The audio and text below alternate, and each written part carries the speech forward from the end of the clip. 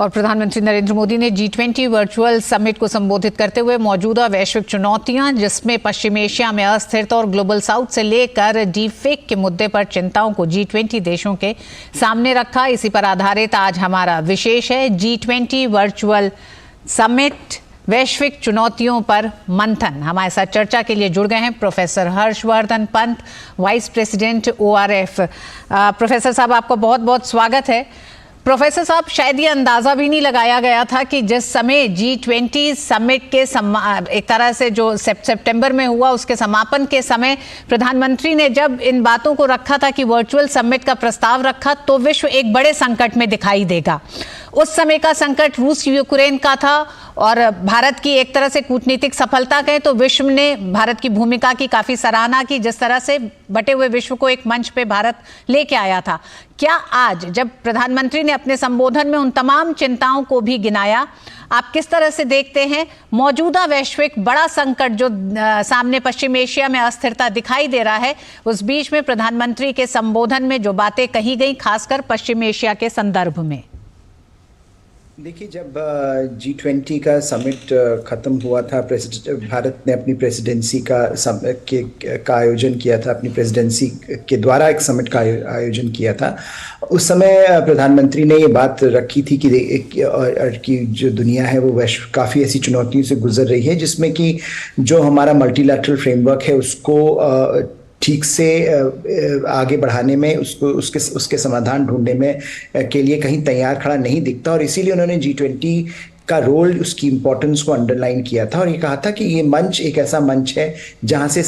वैसी सारी समस्याओं के समाधान निकलनी चाहिए। और जब उन्होंने तब ये बात कही थी सितंबर में, आप आज जब देखें, जब हम जिस तरह के हालातों का आप जिक्र कर रही हैं, वो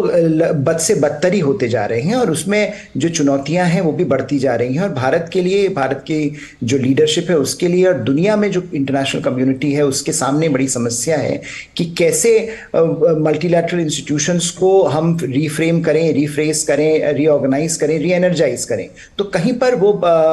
जो कोशिश रही है प्रधानमंत्री की कि वो G20 के समिट से लेकर आगे कैसे G20 के जो डिक्लेरेशन था उसका कार्यान्वयन कैसे हो रहा है, उसको लेकर उन्होंने बात रखी थी कि हम फिर से मिलेंगे और इस बात का आकलन करेंगे कि दुनिया कहाँ पहुंच रही है, कहाँ जा रही है, और जो हमने घोषणाएं तब की थी वो क्या अमल उन पर किया जा रहा है। तो मुझे लगता है ये जो एक प्लेटफॉर्म आज मिला भारत को, भारत ने जो दुनिया को एक तरह से लीडरशिप आज देने की कोशिश करी, उसमें एक बार फिर भारत ने ये बात रखी, जताई प्रधानमंत्री के द्वारा, कि भारत एक ऐसा देश है जो अलग अलग कड़ियों को जोड़ता है और कहीं पर जो खामियां अंतर्राष्ट्रीय समुदाय में नजर आ रही हैं, जो ग्लोबल लीडरशिप में, ग्लोबल गवर्नेंस में जो खामियां नजर आ रही हैं, उनकी पूर्ति करने में कुछ हद तक सक्षम है। और इसी का, जिसका आपने जिक्र किया, चाहे वो मिडल ईस्ट की चुनौती हो, जो डीफेक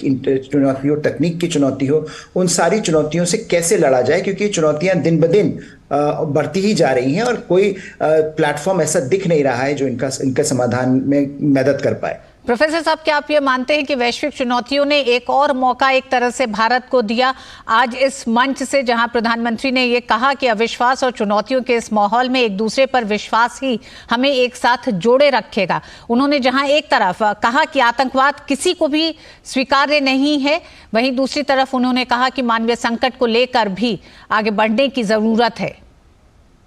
बिल्कुल, मुझे लगता है कि जो भारत का जो रोल रहा है, वसुधैव कुटुंबकम का एक जो सिद्धांत उन्होंने कहा, वन फैमिली के तर्ज पे सोचने की जरूरत है। जी बिल्कुल, और जिस मिडल ईस्ट के क्राइसिस का आपने जिक्र किया, इजराइल और हमास के बीच में जो युद्ध चल रहा है,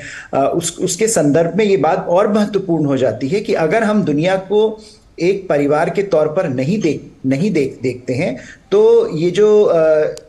समस्याएं हैं, इनका न सिर्फ हम समाधान नहीं ढूंढ पाएंगे, बल्कि आगे किस तरह से इनको बढ़ाया जाए, किस तरह से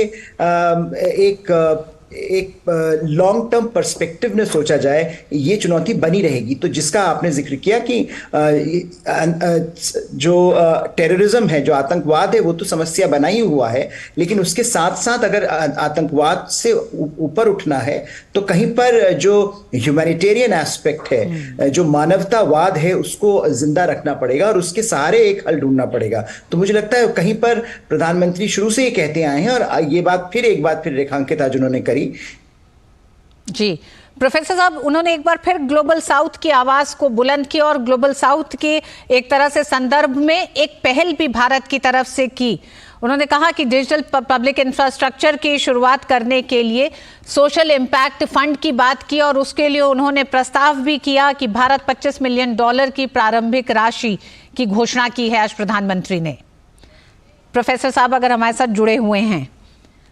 प्रोफेसर साहब के साथ हमारा संपर्क अभी नहीं हुआ है, हम फिर उनसे बात करेंगे। G20 के इस वर्चुअल समिट में प्रधानमंत्री ने जहां वैश्विक चुनौतियों को एक तरह से विश्व के सामने रखा, तो वहीं उन चुनौतियों के कुछ समाधानों की शुरुआत के तौर पर भी उन सुझावों के साथ और उस नई दिशा के साथ उन्होंने आज वर्चुअल समिट में तमाम देशों को संबोधित किया है। वक्त एक छोटे से ब्रेक का है, ब्रेक के बाद होंगी कुछ और